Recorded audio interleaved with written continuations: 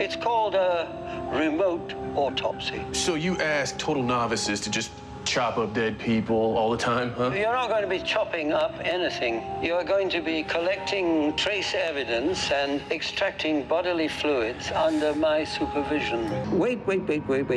Don't plunge it in all the way up to the hilt. Put it in gently, about 2 inches. Pull back the plunger. What happened? You missed. And that was a clip of actor David McCallum as Chief Medical Examiner Dr. Ducky Mallard in the hit CBS series NCIS, the most watched television drama for the 7th consecutive year, with over 18 million viewers tuning in to last week's season 13 finale. But in addition to his 7 decades-long career as an accomplished actor, David McCallum has also recently become a novelist, penning the crime caper Once a Crooked Man. And he joins us now to discuss all of this. Welcome, David. We have so much to talk about. No, there's no way we can. No way we're going to get it all in. But let's start with NCIS. Recently picked up for 15 seasons, 2 more seasons. 2 more seasons. What is the secret sauce? What is it about Oh my God, I think it all starts with Don Belisario when he created the ship that we sail in, and it was such a great idea to remember they did the FBI stories way back, and that put the FBI on the map, and now NCIS is on the map as a result of the television show. But he then looked around and decided that he'd get together a series of dysfunctional characters played by all these wonderful people, and it just all worked. And I read that you actually became an expert in forensics for this role. Well, expert is rather...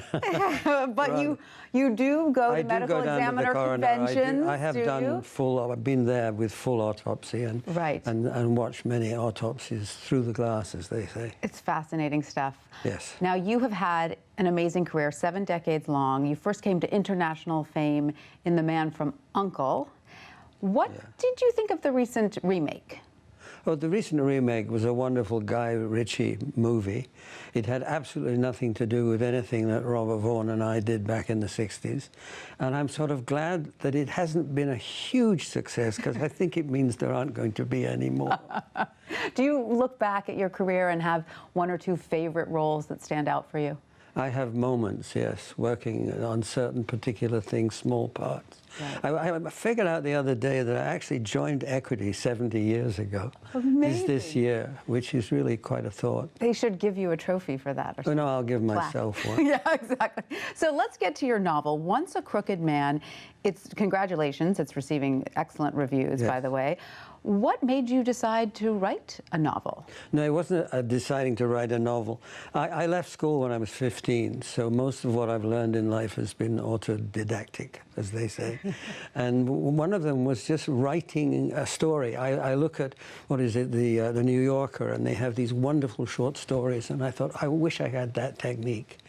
So I sat down with the intention of teaching myself to write, and 15 years later, this came out. Amazing. Well, tell us about it. It's a crime caper. It's a crime caper about an actor, obviously. A New York City actor. A New York City actor, and it goes all over the world and deals with bad guys and good guys.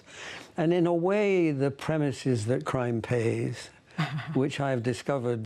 Catherine, my wife's cousin, is the state's attorney up in Rochester. And when you talk to a lot with NCIS, I've talked to so many Leos all over the place, and they don't catch a lot of the bad guys. There are bad guys out there who are getting away with it every minute of every day. Oh no! And we all have something in us that we try to get away with now and then. So at the end of the day, this is more about that in many ways. And did you have a fun time writing this? It's always been fascinating. I'm having a real fun time writing the second, because the publishers want another book.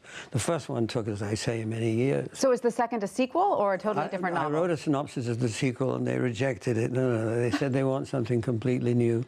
So I've kept Harry, my main character. And now what's happened is I'm now creating all of the people who will be in the book with Harry in the world that they live in, that he will then come into. And that is really a fantastic undertaking, well, and very exciting. We can't wait to read your second book as well. We can't wait to see more of you on NCIS. David McCallum, thank you so much. Thank you.